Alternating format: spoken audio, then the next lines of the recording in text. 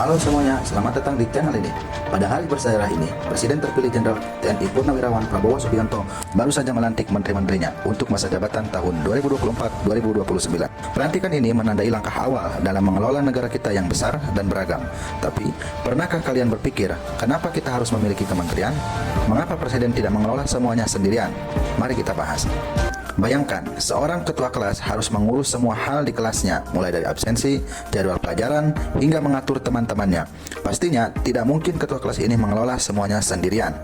Ia pasti membutuhkan bantuan dari wakil ketua, staf, atau bidang lainnya agar tugas-tugas dapat terlaksana dengan baik. Nah, hal yang sama berlaku pada negara kita. Republik Indonesia begitu luas, dengan lebih dari 1,5 juta kilometer persegi wilayah menjadikannya negara terbesar ke-15 di dunia, berdasarkan sumber World Bank. Selain itu, Indonesia juga memiliki lebih dari 275 juta jiwa penduduk, menjadikannya negara berpenduduk terbesar keempat di dunia. Hal tersebut berdasarkan sumber dari Badan Pusat Statistik. Oleh karena itu, Presiden dan Wakil Presiden tentu membutuhkan bantuan untuk mengelola semua urusan negara. Itulah mengapa kita memiliki kementerian. Kementerian berfungsi sebagai pembantu Presiden untuk menjalankan berbagai urusan pemerintahan.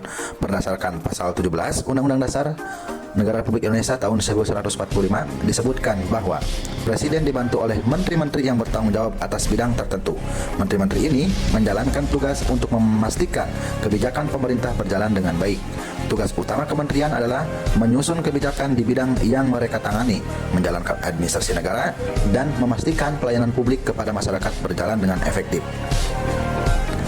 Di Indonesia, kementerian dibagi menjadi 3 jenis utama. Pertama, kementerian yang menangani urusan pemerintahan tertentu seperti Kementerian Pendidikan, Kebudayaan, Riset, dan Teknologi yang menangani pendidikan di seluruh negeri, atau Kementerian Kesehatan yang mengurus layanan kesehatan masyarakat.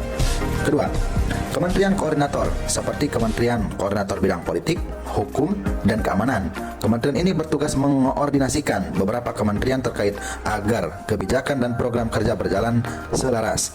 Ketiga, kementerian yang menangani urusan tertentu yang ditetapkan oleh Presiden, seperti Kementerian Sekretaris Negara yang mendukung tugas Presiden secara langsung.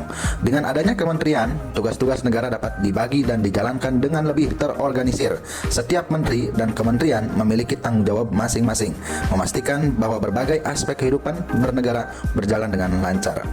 Jadi, itulah mengapa kita harus memiliki kementerian.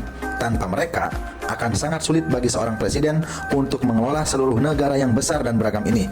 Dengan adanya kementerian, setiap sektor pemerintahan bisa ditangani dengan lebih baik dan fokus. Semoga penjelasan ini bermanfaat.